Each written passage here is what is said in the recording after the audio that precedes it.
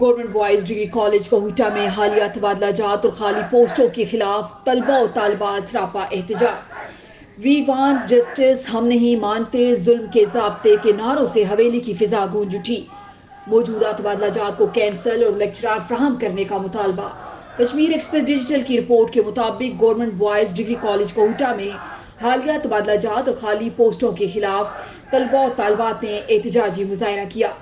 طلباء و طالبات کا مطالبہ تھا کہ موجودہ تبادلہ جات کو کینسل کیا جائے یا ریپلیسمنٹ میں لیکچرار فراہم کیے جائیں۔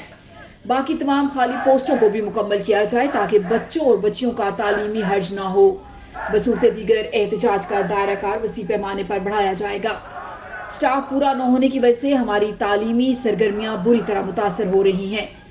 طلباء و طالبات کا مزید کہنا تھا کہ وزیر اعظم آزاد کشمیر اور وزیر بلدیات و دیہی ترقی راجہ فیصل ممتاز راٹھور فی الفور گورنمنٹ بوائز ڈگری کالج کوہٹا میں سٹاف کی کمی کو پورا کرتے ہوئے سٹاف کی تعیناتی کو یقینی بنائیں تاکہ تعلیمی سرگرمیاں بہتر طریقے سے سر انجام دی جا سکے۔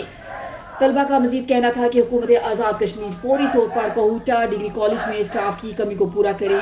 بصورت دیگر ضلع حویلی کے اندر ایک زبردست احتجاجی تحریک شروع ہو جائے گی۔